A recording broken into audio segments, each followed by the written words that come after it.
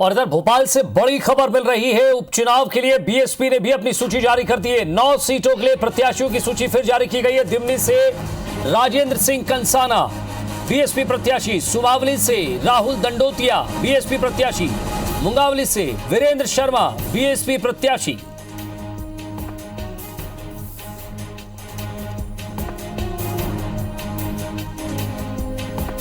और इस खबर पर ज्यादा बातचीत के लिए हमारे संवाददाता सुधीर दंडोतिया हमारे साथ जुड़ गए। सुधीर, मध्य प्रदेश में अगर कोई खेल बिगाड़ सकता है और तीसरी ताकत बनकर उभर सकता है ग्वालियर चंबल में उन 16 सीटों पर जहां उपचुनाव है 28 सीटों के साथ साथ, तो सवाल यह कि बीएसपी भी लगातार दमखम दिखा रही है, वो भी इंतजार कर रही है। आप जारी कीजिए, हम भी करते हैं। देखिए, निश्चित तौर पर विजय, और कहना होगा कि मध्य प्रदेश में लगभग कांग्रेस के जितने प्रत्याशी अभी चुनावी मैदान में 27 उम्मीदवारों के नाम का ऐलान कांग्रेस कर चुकी है। लगभग इतने ही उम्मीदवारों के नाम की घोषणा जो है वो बीजेपी के द्वारा की जा चुकी है। माफ कीजिएगा, सभी 28 सीटों के लिए बीएसपी के उम्मीदवारों की घोषणा कर दी गई है। और जो बात का जिक्र विजय आप कर रहे हैं कि यहाँ पर कांग्रेस बीजेपी का खेल जो है बीएसपी बिगाड़ सकती है, कम से कम आज जो 9 प्रत्याशियों की सूची जारी की है उसको देखकर ये लगता है। जाति क्षेत्र की बात की जाए या फिर जातिगत समीकरण की बात की जाए, इसमें खास ध्यान रखते हुए बहुजन समाज पार्टी के उम्मीदवार उतारे गए हैं। खासकर अगर बात करें तो दिमनी से राजेंद्र सिंह कंसाना, यहां पर बीजेपी से गिरिराज दंडोतिया जो कि प्रदेश सरकार में राज्य मंत्री है। वहीं से अगर बात करें तो कांग्रेस से रविंद्र सिंह तोमर भिड़ोसा हैं जो कि पिछला चुनाव भी लड़े थे। उनके मुकाबले गुर्जर समुदाय के राजेंद्र सिंह कंसाना को यहां पर टिकट मिला और यह माना जा रहा था कि यहां पर गुर्जर वोटर जो है वो साइलेंट की भूमिका में था, पर लेकिन कम से कम ये नजर आ रहा है कि बहुजन समाज पार्टी के साथ में अब जो वोट किस तरफ जाना था वो सस्पेंस खुलता हुआ नजर आ रहा है। ऐसे में कांग्रेस और बीजेपी की मुश्किलें यहां पर बढ़ती हुई नजर आ रही है। इसके अलावा सुमावली की बात करें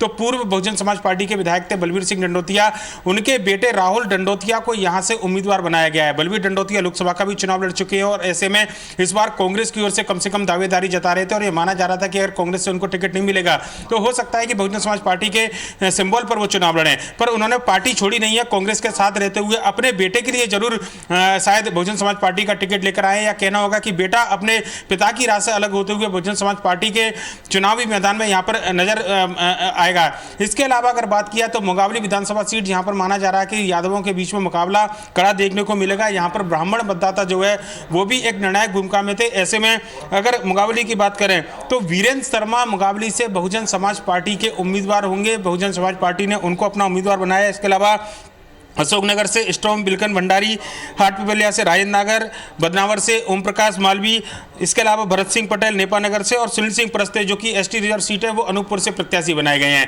इनमें से कई ऐसी सीटें हैं, खासकर अगर बात की है सुमावली विधानसभा की या दिमनी विधानसभा की, पिछले उपचुनाव में विजय दूसरे नंबर पर बहुजन समाज पार्टी थी, यानी कि जो जीतने वाले कांग्रेस के उम्मीदवार थे उनका मुकाबला सीधे बीजेपी के उम्मीदवार के बजाय बहुजन समाज पार्टी के उम्मीदवार से था। ऐसे में इन सीटों पर कम से कम जो प्रत्याशी सामने निकल कर आए हैं वो बड़ी निर्णायक भूमिका निभा सकते हैं और यहां पर त्रिकोणीय मुकाबला जो है वो उपचुनाव में देखने को मिल सकता है। विजय जी, सुधीर नजर बनाए रखिएगा, आगे भी आपसे अपडेट लेते रहेंगे। तो यहां बीएसपी ने भी अपनी लिस्ट जारी कर दी है आखिरी, और अपने प्रत्याशियों की घोषणा कर दी और दमखम से चुनाव लड़ने की बात कर